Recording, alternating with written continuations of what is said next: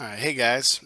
So this is Mr. Seitz, and we're talking today, lesson 11.3 about unity and sectionalism. It's early in the morning, so don't be surprised if you hear me take a sip of coffee. In fact, it'll sound something like this.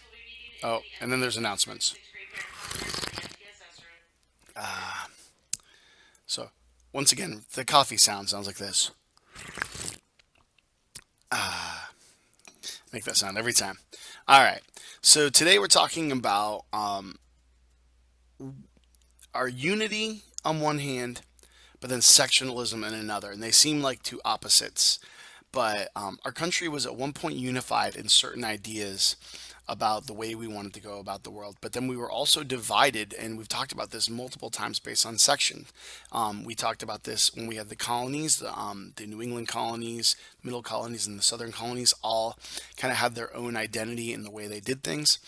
And at the same time, as we grow as a nation, we're going to see the North, the South, and the West kind of becoming their own entities, having their own needs, and then eventually having conflict over the way the country should grow based on their needs.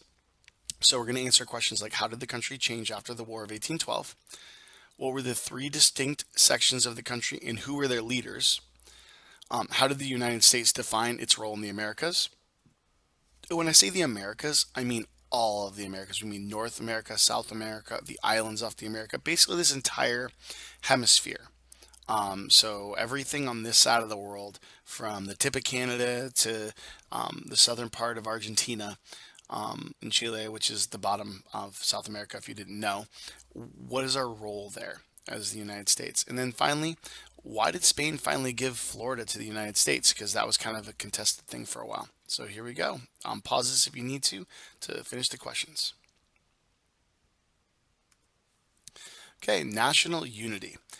So after the War of 1812, the country was unified under the presidency of James Monroe. He was a very unifying figure, had a lot of ideas that people liked, and was able to push the country forward in a lot of ways.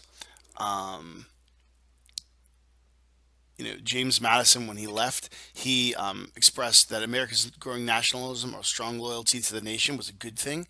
Um, a lot of people realized that Jefferson's ideas from before wouldn't work.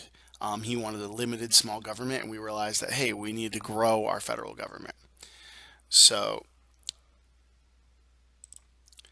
sorry, I had to pause there for a second. So we grew this American system where we started improving internal things like roads, buildings, bridges, canals.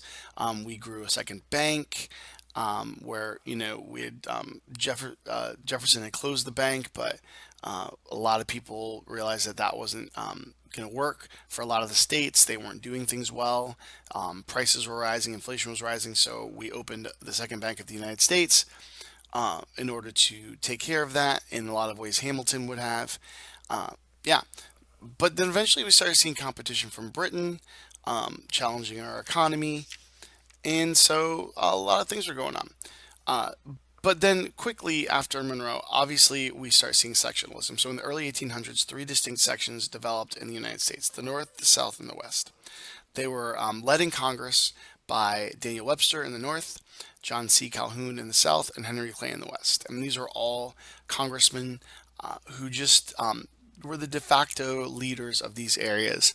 That if you wanted to know what was happening in the West, you would go to Henry Clay. If you wanted to know what was going on in the North, you'd talk to Daniel Webster. If you wanted to get something done in the South, you talk to John C. Calhoun. So at the same time, in the early 1800s, the U.S. Supreme Court backed the powers of the national government over the states in three important decisions.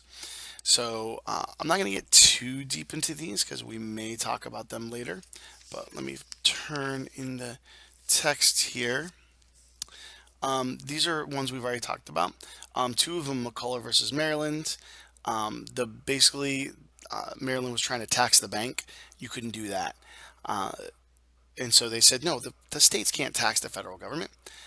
Gibbons versus Ogden, we talked about this a little bit about monopolies. a state can't make a law in its own state that affects other states. That's up to the jurisdiction of the federal government. Right from here from the text, it says the state of New York had granted a monopoly or sole control of an industry to a steamship operator running ships between New York and New Jersey. Under New York's law, no other operator could run steamboats on the same route. So basically, they were cutting New Jersey out, saying, hey, we can run steamboats between New York and New Jersey, but nobody else is allowed to use this route. And that's really cutting out any other states along the route, saying that they could operate. So that's not right.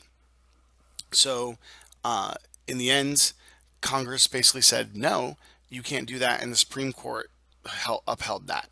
There was another decision called Fletcher versus Peck. The court ruled that courts could declare acts of state government void if they violated provisions of the Constitution.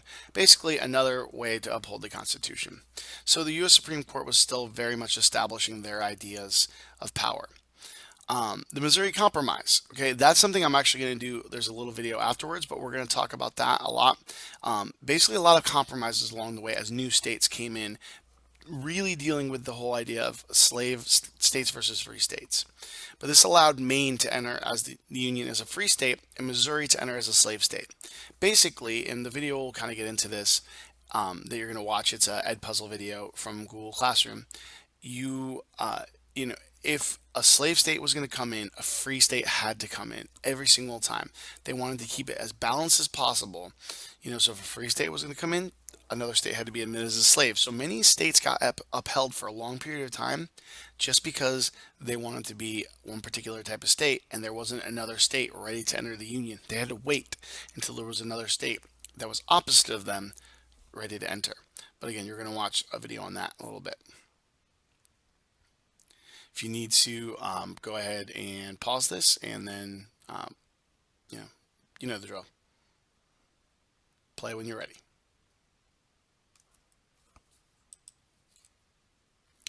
Okay, foreign affairs. Sorry, I wasn't working there for a second.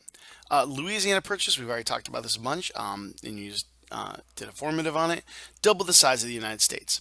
President Madison claimed Florida from the Mississippi River to the Perdido River as part of Louisiana Purchase. But this problem was that that was part of Florida, and Spain wasn't really quite ready to give up Florida yet. They still felt like this was a holding. They did have other holdings in North America in what would be the United States, California, Texas, are called Tejas, places like that. So, but they just weren't ready to give up Florida. And a lot of people in the South were mad because Spain didn't really have slavery anymore. Or if they ever did, they don't have it anymore at this point, at least in Florida. So slaves were fleeing from the South and going into Florida. And then other tribes of Native Americans that were having problems in the South were fleeing into Florida as well. And actually, these African Americans would find places with the Native Americans, and they ended up creating a tribe. This tribe is actually known as the Seminole. And the Seminole means runaway, I believe. Though I want to check. Yes, Seminole means runaway in Creek, which was one of the tribes that was fleeing into Florida. So they united with African Americans and created the Seminoles. But the Seminoles and Americans in Georgia staged raids against each other. Spain was unable to control the border. So people in the South were raiding and trying to get their slaves back. Creek and former slaves were raiding against Georgia for supplies and to keep them out. And so Spain realized, we don't have enough people here to really control this border. We don't have enough to stop it. So finally, Spain was like, you know what? It's not worth it. It's not worth our time. And finally, this guy, John C. Calhoun, who was Secretary of War, he ordered Jackson, General Andrew Jackson, not President Jackson yet, to stop the Seminole raids. He basically entered Florida and seized St. Mark's and Pensacola, two cities. And this infuriated the Spanish to no end. But finally, they realized there was nothing they could do about it. They couldn't hold Florida, so they ceded it to the United States in 1819 under what we call the Adams-Onis Treaty, in which they gave up control of Florida, or the word ceded. So 2 years later, the Spanish flag was lowered forever in Pensacola and St. Augustine. And then finally, the last note, because yeah, the note says they were unable to maintain control of it and seemed likely to lose it by force. Finally, the Monroe Doctrine. This was a clear warning to European nations to keep out of the Americas. Basically, a lot of the countries in Spain, or sorry, in South America and Central America, one by one were starting to rebel and overthrow. There was this great guy named Simon Bolivar. And Simon Bolivar and another gentleman named, priest named Miguel Hidalgo, basically started rebellions and were like these liberators in Mexico and other countries. So they were trying to overthrow the governments of Spain, similar to how we in the U.S. Were overthrowing. We overthrew Britain and established our own country. And so other countries who had interests in South America and Central America were kind of rallying around, trying to say, hey, we're going to go help these countries. So, like Venezuela, Colombia, Panama, Bolivia, Ecuador, all these people were achieving, Chile, Peru, they were all trying to achieve independence. But other places like Russia and other European countries, France, Austria, there was a country called Prussia, it doesn't really exist anymore. They were all saying to Spain, hey, we'll help you, we'll go in and send troops, and we will try to help you get these countries back. And America was like, you know what? No more. So the US kind of issued this statement called the Monroe Doctrine. And basically it says this.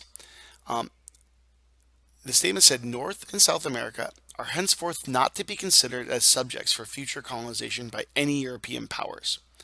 So, and we also said, we're not going to go mess with you. So the statement was essentially, when you guys get into trouble in your own inner fights, we're not going to go and get in the middle of it.